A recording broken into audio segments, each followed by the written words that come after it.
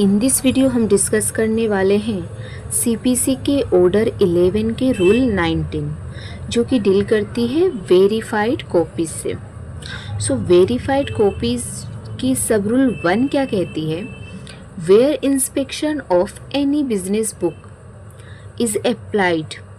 जब हम किसी बिजनेस बुक की इंस्पेक्शन करवाना चाहते हैं, उसके लिए हमने अगर अप्लाई किया हुआ है कोर्ट में, तो कोर्ट क्या करेगी? अगर उसे लगता है कि हाँ इसकी इंस्पेक्शन होनी चाहिए तो कोर्ट ऑर्डर करेगी। लेकिन वो कैसा ऑर्डर करेगी?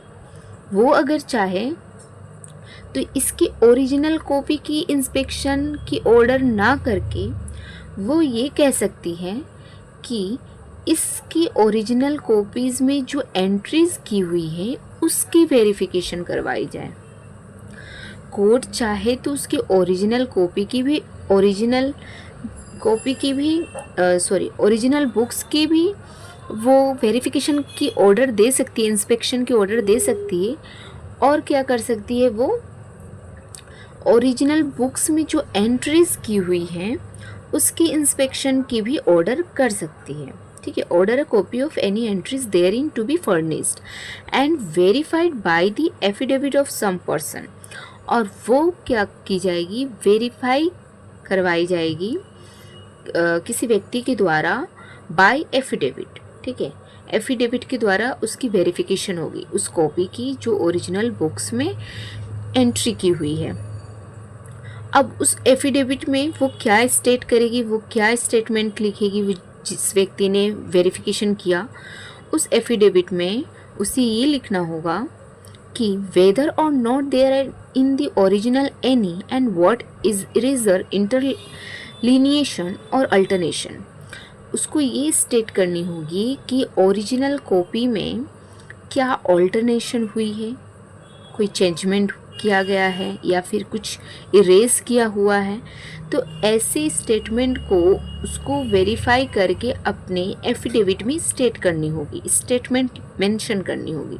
ठीक है, नाउ प्रोवाइजो क्या दी हुई है? Provided that notwithstanding that such copy has been supplied the court में order inspection of the book from which the copy was made.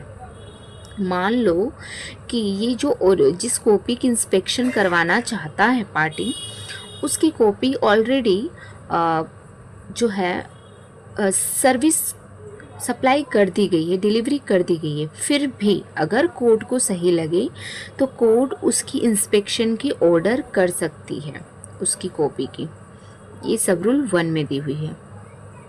Order 11 rule 19 के सब क्लोज 2 कहती है where on an application for an order for inspection privilege is claimed for any documents.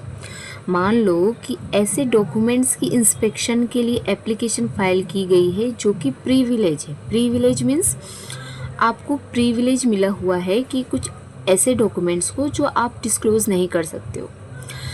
ऐसे documents के लिए application inspection के लिए अगर एप्लीकेशन फाइल की गई है तो यहाँ पर कोर्ट क्या करेगी? It shall be lawful for the court to inspect the document for the purpose of deciding as to the validity of the claim of privilege. Court क्या करेगी? कोर्ट इसको इंस्पेक्ट कर सकती है इस प्रिविलेज डॉक्यूमेंट्स को for the purpose of deciding as to the validity of the claim of the privilege.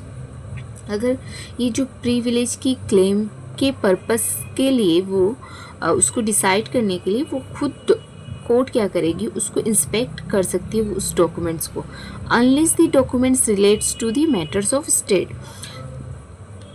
ये matters of states जो रिलेटेड अगर डॉक्यूमेंट्स हो, इसे छोड़कर बाकी के डॉक्यूमेंट्स को वो इंस्पेक्ट कर सकती है।